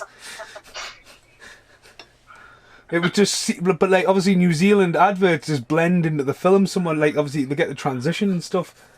It's fucking dead funny. See, even now, look at him, like, he delivered, like, what, 1,300 people have been killed or something like that, and he's still saying it like it's a bloody, just another day in Detroit. Yeah. It's a wavy. It's meant. The funny thing is, right, I've got something called a Roger pen, and it's what I use it like for work sometimes. It's basically exactly what that interview was holding as a microphone, but that's what it is. But it's basically like it's connected to my hearing aids, so like noisy environment, I can like point it towards someone and like pretty much pick up them. And it's fucking awful because like literally every time you use it, most of the colleagues I work with are all like, "Hey, look, Carl's on top of the pops. It's 1980s." It's like dickheads. Don't know. I can't remember why, but I don't know why they called it the Roger pen. See, that wasn't a part of the scene either. Putting the chewing gum on name tag. Apparently. That's his wife. Is that his wife? Is it? Yeah, I picked that up on one of the commentaries the other night. That's actually his wife. Well, that's some baby. Oh, so that's how she got the job then. Did they mention whether she was an actress or whether was it like a deal? Or could your wife have a cameo? Well, it's just that. It's just one of those things, isn't it? It's like, I don't judge. I think it's quite funny if you can say, "Oh, like I'd rather have like my wife to bounce off. It'd be better chemistry." Oh my god, look at Dusty has got those pin things you put your hand through and pins go through. They came out years ago, he's going with that. I got one of them for, I think it was me maybe 9th birthday. Yeah. I'm gonna buy one. Shop always had them in. I'm gonna buy one, put it on eBay, say it's a Robocop prop. Prop use, screen use, sorry. Signed by Peter Weller. Or signed by Ronnie Cox. Yeah. I tell you who Kurtwood Smith comes across like quite. Is it Walden Goggins from Justified? We hear affiliate. Yeah, hi. He carries him there. Wallow carries himself very much similar to how he's carrying himself in this. One of the things I loved about him with Walton Goggins was basically he wanted to be in Sons of Anarchy, and Kurt Sutter, who wrote the whole thing, apparently turned around and said, "Mate, the only time you're getting on my show is if you dress up as a prostitute, and you're not only going to be a prostitute, you're going to be a gay, like a woman, a transvestite who like gay people." And it's just like fair enough. Do it, let's do it. He literally is. He's like in about 5 episodes where he like turned up proper drag. He like proper like horn as well. Didn't even like dance around it. He's amazing and Justified, but he's done really well now because like he's in Predators. I mean, Quentin Tarantino's obviously a Justified fan because Timothy Olyphant is in Once Upon a Time in Hollywood. Do you know what I mean? That's and right, Goggins was in Hateful Eight. A brilliant TV show that. What did I just read Timothy Olyphant in again? He did something new. I can't remember. I have to. I'm sure it's like a big film. Apparently, it's like a cameo or something like that. I don't know. But Mason, do you recommend Justified the last season? Because I'll be honest with you, I watched them all. I think I might get into the 3rd episode of the last season, and I got lost track and I just finished it. Worth doing. It's wrapped up. It's not left open. It comes full circle. Yeah, I was really happy when it ended. I was sad, but again, it's just how far do you take a show like that? But no, ends really well, mate. It's worth a watch. I'll have a look at it. I really enjoyed it as well. That's something I just lost track of. I want some baby food. The screws in his head, yeah, when he does in a second. They must go right through his bloody brain or something. It's like in Total Recall, isn't it, Carl?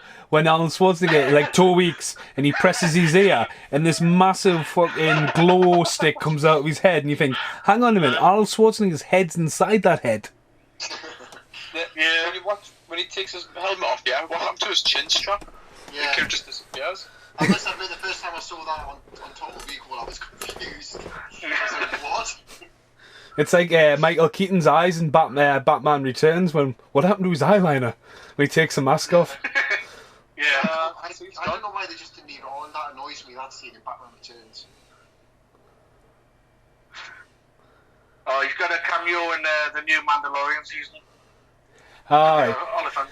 Now, when I was a kid, obviously, Robocop's helmet came off, and like I would just remember, I was like, where the fuck's Robocop's helmet? Never found it. Obviously, I just had my action figure and just his head. Nice. But don't you have a few action figures, Matt? Yeah, I've got the about 5 years ago or something like that. I got the Hot Toys figures. Nice. It was a double pack where you get battle damaged Robocop and you get Murphy as well. Oh, is that the one with the magnet for the head? You can change his head for like a magnet. No, I don't think so. Right, There's a lot of them where you've got, yes, maybe it is. The back of the heads have got a magnet and you can move their eyes. Yeah, but like I seen one like a review thing one time. Nice, man. Hot Toys. Yeah. Jesus Christ. I mean, that is a lot of makeup on for Peter Weller, like, because he almost doesn't even look like him. I also like the fact that they've left in what looks to be where the bullet hit him when he got the headshot. Yeah. Yeah. That little bit of detail, because you could have just left that out and nobody would have noticed it. But I feel like it's a nice touch. I don't Most know how TVs, people man. can drink fucking Jack Daniels like that. When you get drunk enough, I have no problem doing it. But I mean, I picked up a few of them. Do you know when Coke were trying that new like the herbal fusions. yeah, they were like 20 pence, man, at the shop the other day. So I was like, well, I've got a bottle of crack, and I'll grab a few of them, but I'll maybe have one. Good old TVs, eh? Look at Well, them I tell you what's good about this, and you can tell that they didn't cheap around. The frame rate is not affected on the tellies, because if you remember mini DV cameras or home cameras, when the frame rate would just create lines. Kind of still does that, did it, didn't it? All right, Can so you record on TV yeah, without making the image blurred? no, well, HD cameras now it's fine. It just there's no like. There he is, still alive. He's back. It's got a new Yep. 6,000 series. Look, this good. What's coming up? Spoiler.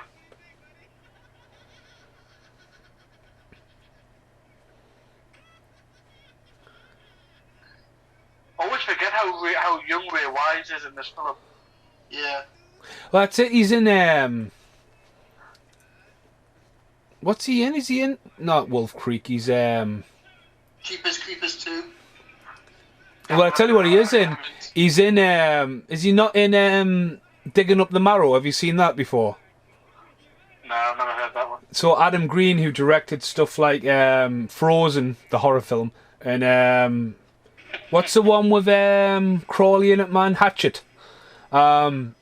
He made this film, and it's about like this guy says, "Oh, come," and he's making like this mockumentary, and he plays the guys. Oh yeah, come in, and there's these fucking weird creatures and stuff. It's a really, really well made film, but it basically Adam Green is basically took some time off from making all these movies and just made a movie with his mates. But like Kane Hodder and stuff are in it. It's Kane Hodder, you know what I mean? It's really, really cool. So I definitely recommend anyone who like tongue in cheek, like just directors having a good time. But he plays like the guy who's like, "Oh, come here, there's fucking creepy people." There's an iPod Touch he's got in his hand there. Tell you what though, whoever came up with that idea, man, guys, was fucking shit hot. Like, probably went on to write for The Simpsons for the next 10 years. And obviously Ray Wise as well, and what's his name? Miguel Ferrer. Miguel Ferrer. Yeah. Miguel, yeah. I mean, they're both Twin Peaks people. I was going to say, one thing we don't have over here that they have in America: fire hydrants. They seem to be a nuisance because they never seem to be used like the way they should be in film. I mean, even the fire hydrant in Demolition Man in the museum explodes and has water coming out of it. Do you know what I mean? Yeah.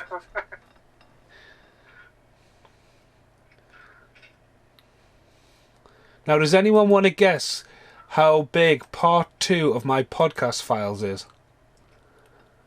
Part 2.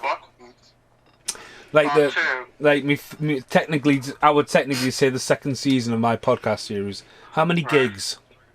Is Robin Hood included? Robin Hood's just gone into it. The two things are yet to come go across. 150 gig. Nah. No. I reckon 420. Nah. More. Mhm. What do you reckon, March? 600. Nah. 1.5 terabyte. 862 gig. Nice. With I don't think I could get that on my laptop these days. it's just the podcasts. I've got an own separate hard drive just for when they're done to send them that way. Yeah. Oh, this is where shit goes down, innit? This is where all hell breaks loose. I think he looks creepy without the mask on. Oh, he definitely looks weird.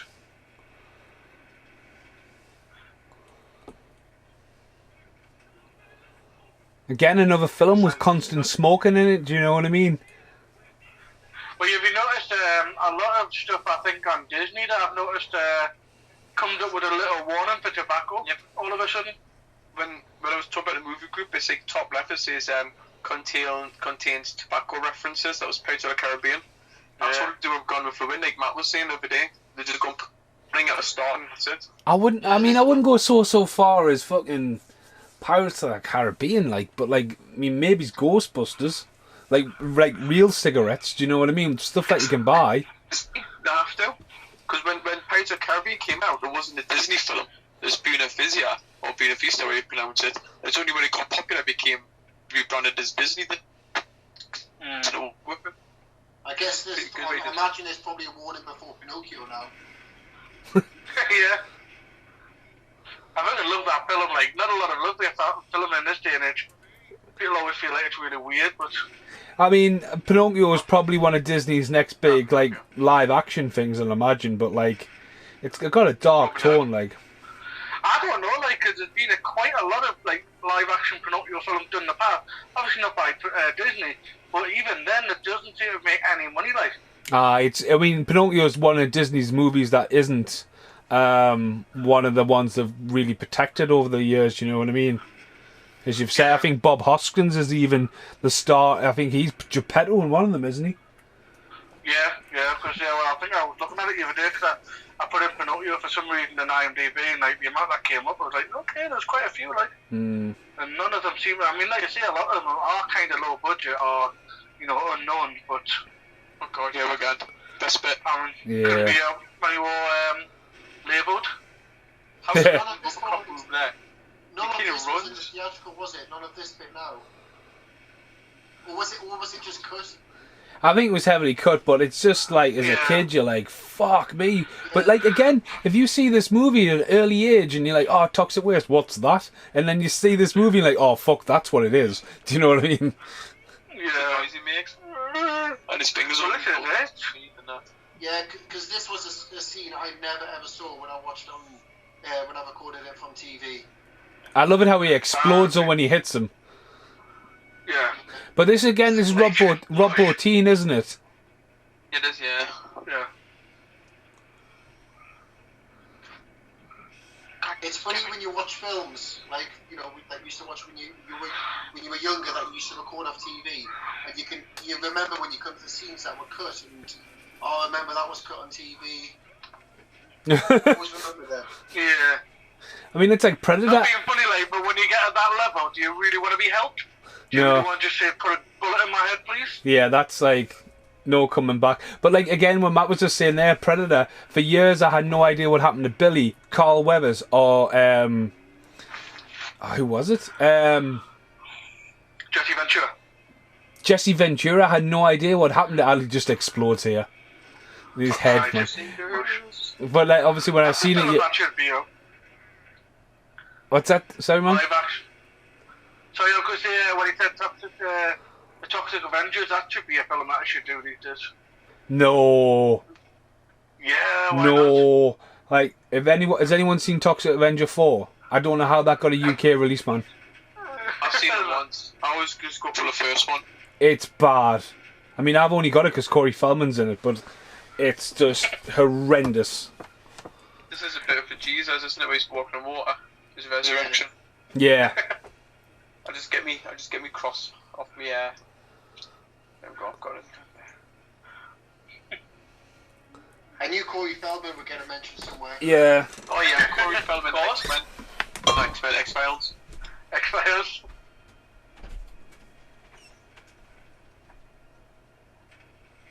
Come on, Cap. I wonder if he feels naked without his helmet on. You know. Yeah, like I say, it's just a weird look. I mean, I can see why they did it. To show his human side.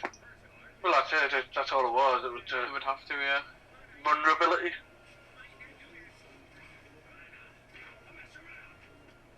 This is such a brilliant location. Yeah. Oh, you do feel that though, don't you? Like,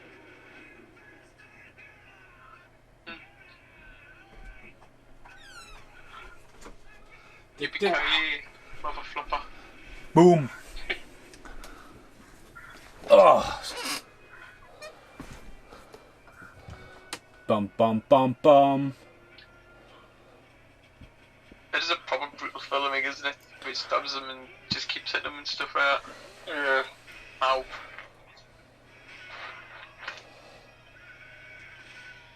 Oh god. I mean, at that point, you. Oh,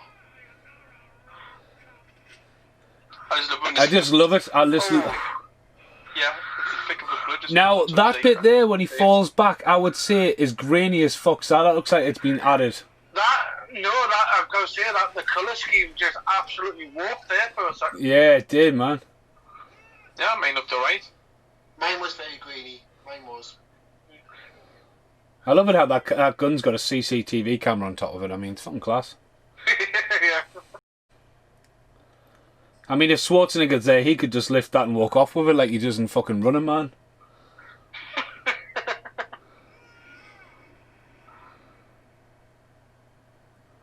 It must be just the top half of that building that's been added. Yeah, it is, yeah.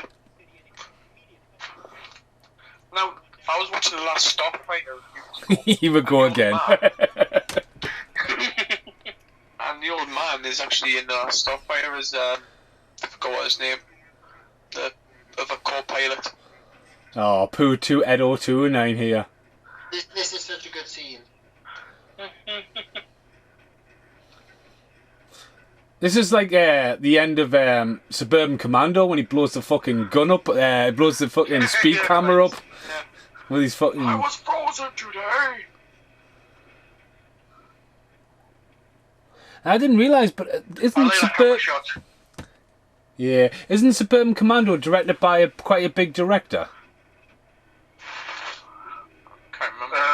Because it's Christopher Lloyd, it's Shelley Duvall, it's fucking Hulk Hogan, and the film's just not even seen the light of day on DVD, never mind Blu-ray. Well, not over here anyway. I remember renting that back in the day, Suburban Commando. It's got The Undertaker in as well. Ramsey. Yeah. Yeah, You're dead meat, Ramsey! Ship Ramsey is suburban. I just love the noise of them doors opening there. It was just so over the top, but just suited the film. Speaking of entrance, isn't he? Don't remember Christopher Lloyd being in Suburban Commando. Yeah, he's the dad, aye. He rents a house out being frozen, apparently. It was directed by Burt Kennedy. Now, did he do anything else popular? I shall tell you. I don't know if I ever noticed before, but looking at Robocop's bullet holes on his chest, all over his suit, it's like sort of blue coming out of it, blue blood kind of. Oh. Don't know if I've ever noticed that before. Yeah, I think it is him. I love, like, it's got that kind of, like, I don't know, like, metallic, like, you know, when you see that colour in water, you know what I mean, where it's got that, you know, like, if you had, what you blow bubbles with. That kind of metallic, Washing liquid. yeah. Oh, you've just reminded us I've left him fucking washing in. I left mine out. Objective Now this 4. bit here, is just like the effect is just isn't it? Oh, his arms stretch out like he's Mr. Fantastic, doesn't it? When he goes out the window. Oh, he does, I forget about this bit, It's a bit of that reminds me Yeah. of Christopher Lloyd in Roger Rabbit. I love the bit. I love the bit where he The got black up, guy smiling. get up, to make sure he gets a good shot of him going out the window. It's class, like. You tie up just like any other day. Murphy. No, mate, I don't think he has done anything really. Nothing there, I reckon I. Oh, and then Robocop, like, just doof. The most basic font. Robot done. Dusted. Classic film from 1987. So, around the table, Paul, what are you going to name them? How many prime directives would you give it out of 10? Ooh, prime directive. I'm going to say a 7 for me. Mainly, I like the score. I love it how it's got a bit of history for us. I love it how it gives us a lot of violence. I think it's well made. I think the direction's well made, and the special effects at the time are great.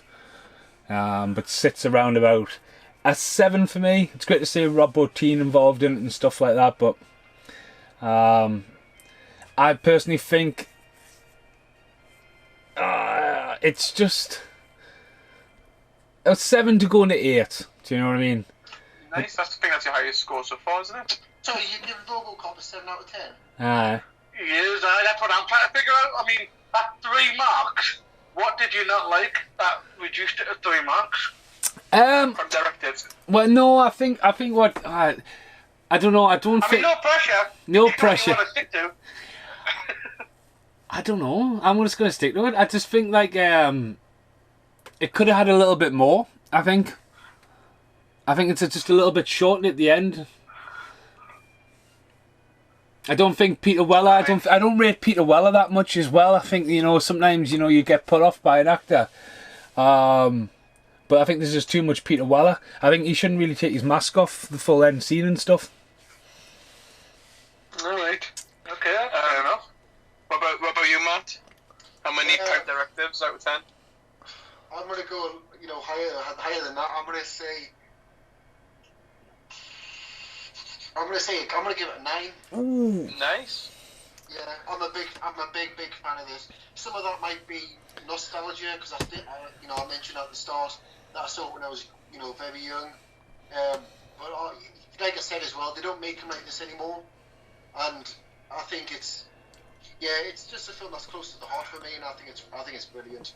So strong marks, 9 out of 10 for me. Nice. Good on you. What would hang on a minute, like get a bit of revenge from me? What to make it a 10? What would make it a 10 for you? Robocop having sex? Get that in Space Truckers when Charles Dance gets his fucking zip dick out. Well, no, when you ask me things like that, I think about a film that I would give 10 out of 10. For example, one of my favourite, I would give Jaws 10 out of 10. Oh yeah, definitely. I would give Apocalypse Now 10 out of 10. I'm definitely not doing a podcast for Apocalypse Now. I'm going to have time. I've got the 5, but I've actually got a 5-hour cut of that. No. Jesus. It's such bad quality. But yeah, I try to think about a film that I think maybe I would give an 8, film that I would give a 10. This is kind of in between. Maybe I would give it an 8, but I'll say 9. But I don't know. Yeah, I think it's perfect. Right, who's next? I mean, Carl? I'm right there with you, Matt. I reckon it's a solid 9. If anything, I would probably actually also agree with you, Mason. I feel like that last sequence, it felt like a little bit. It's good, but in the sense of like, he gets out the car, he takes out a 209 straight away with a gun. He walks in an office and he pretty much just kills someone. Nobody defected whatsoever. In fact, I'm a little bit too happy about it. But I feel like in the real world, and I know it's just a film, but in the real world, I would have liked to have seen a bit more, a little bit more shock factor, a little bit more like, oh my god, someone just being shot out of a window. Whether or not he's been verified as a bad guy or not, he's still like, shit, that just happened. But I would say that music, effects, the acting, to be honest with you, would Arnold do a better job than Oh, Peter Weller? I don't think Arnold Schwarzenegger. So I just feel like a heads up to Donna Keegan, who was the rape victim. That's just on my screen. But I just feel like I don't know where. I don't think it really went wrong. I feel like the ending could have been a bit more, meaty. But no, it's a solid 9 out of 10 for me, I think. I think with the ending though, it's just the second act repeated. Do you know what I mean? Yeah. It's the second act repeated, and it's the same death from the start of the movie, but he goes out the window. But I think that's like when you get the last act, we've just seen that, and obviously when Objective 4 kicked in, it's just like, right, he's fired now, so Objective 4 doesn't count. Do you know what I mean? I would have preferred if instead of the guy elbowing him and jumping out of the way, maybe Robocop making a bit of a more skillful kill. Maybe he's like, I'm a robot, don't you? You can hide behind people, I can get around you. So like maybe like a clean headshot, just to sort of say, just to say like, look at the rape scene, for example. You know what I mean? Like I say, like the girl completely covering the bad guy, and you can see, he's a bit banged up. But at the end of the day, you can see where he's working out, where can I get this guy without hurting the hostage? Yeah, so, you know what I mean? He could have done something like that. Well, the thing is about that second act as well, how they've repeated it. Did you really need the second act? Could he have encountered Ed 209 and that could have been the problem in the lobby, and then he never got up to the top floor? Do you know what I mean? To me, looking back at that now, just feels like the second act's repeated in the third act, but then wrapped up, and then we get Robocop splattered on the screen. So I need an extended version to see how Ed 209 got off the stairs. I mean, nobody's going to come along and pick them up, are they? You know what I mean? It's like, that would have to be a crane job or something like that, you know what I mean? And the stairwell is not going to happen. Yeah, it's pivot, you know what I mean? It's not going to work. Paul Ray? Yeah, Paul? How many Prime Directive are we? Robocop. Just because. Are you doing your best Robocop impression broken down? I can't understand you, Paul. Objective 4, Paul Ray, broken. It's one of the films you can watch again and again and again, but qualms with it. For who the Paul, we can't understand you. Yeah, Paul, we got like 2 words out of all that. I am a robot. Right. It's canny. Right, start again. Right, Paul, how many out of 10? 14. 14! He's out of Directives. 7. 7?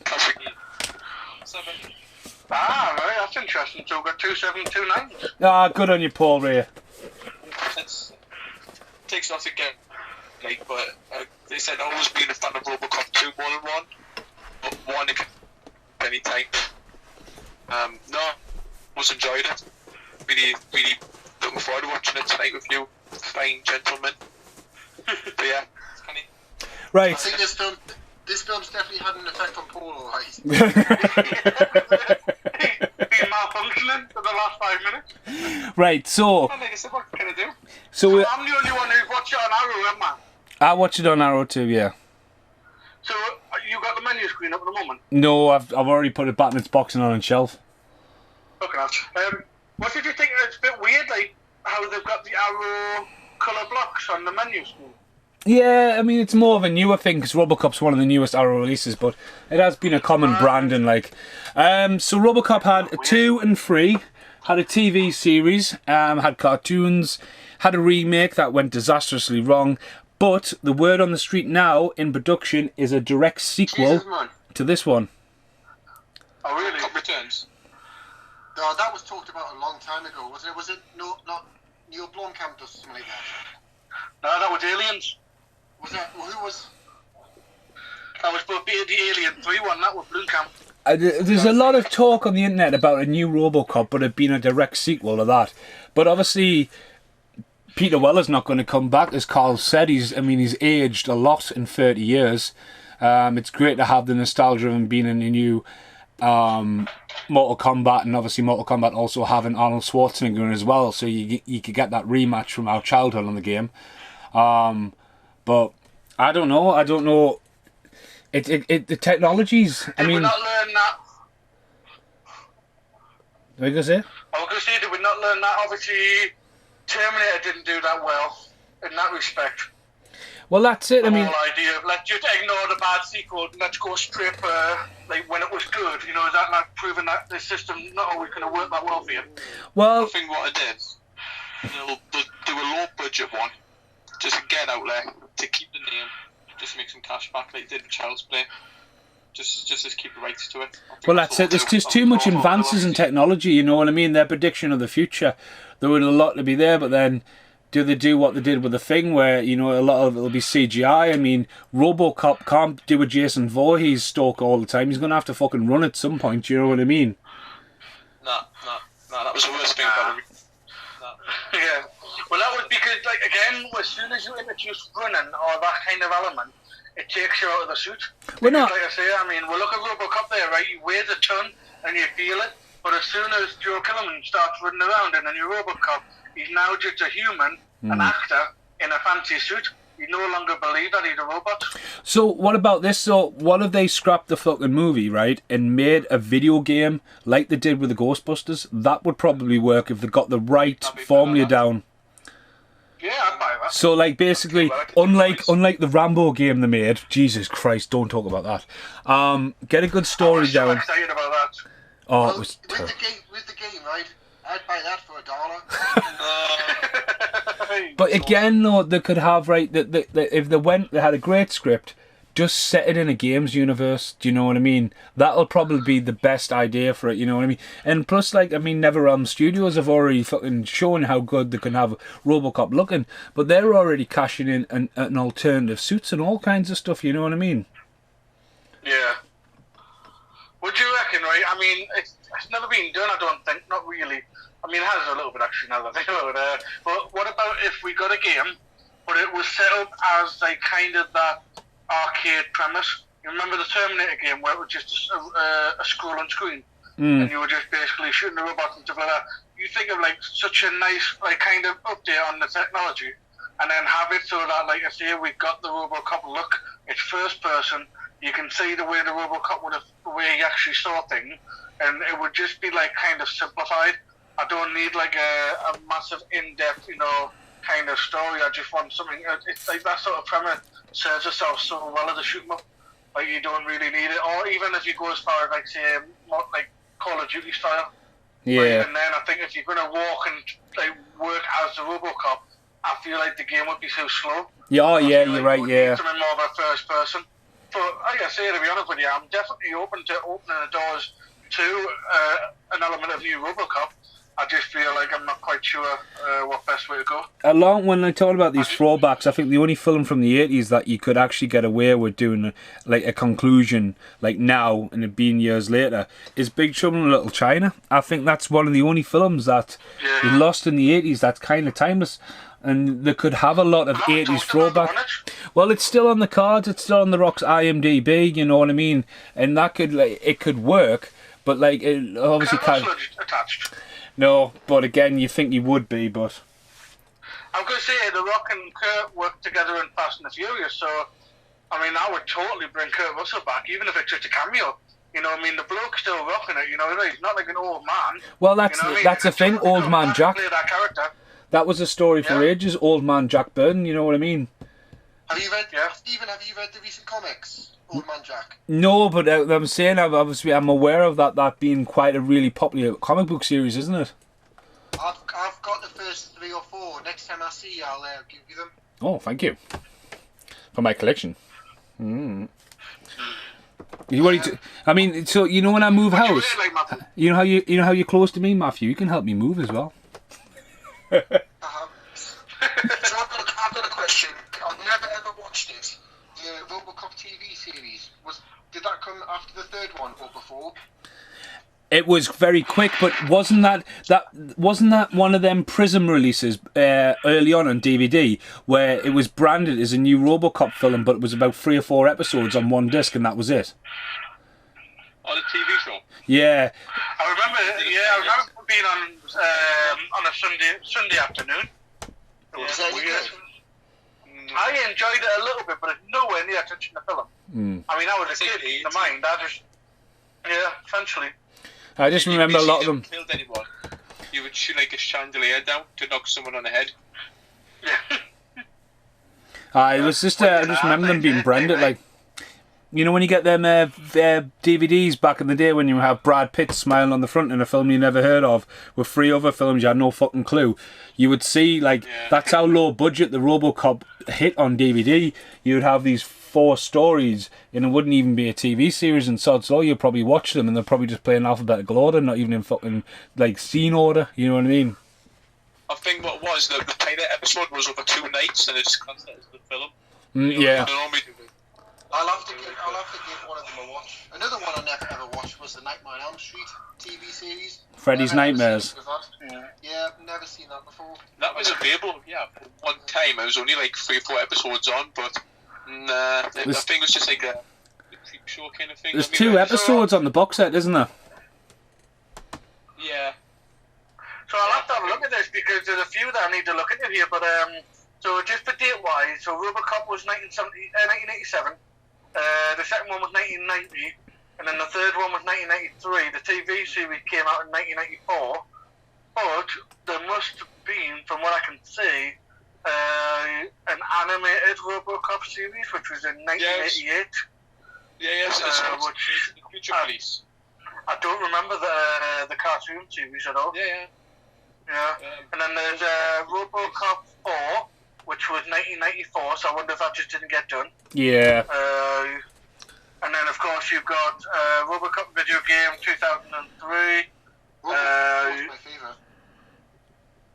Oh yeah, who didn't? Robocop: The Future of Law Enforcement. Can anyone It was a TV show, can you remember when Robocop turned up at a WCW show to save Sting in a wrestling match? Yeah. I never watched WCW, but I remember seeing that clip somewhere that was fucking hilarious. But they also had Chucky in it as well in the backstage giving grief, so they must have had a little bit of Orion interception.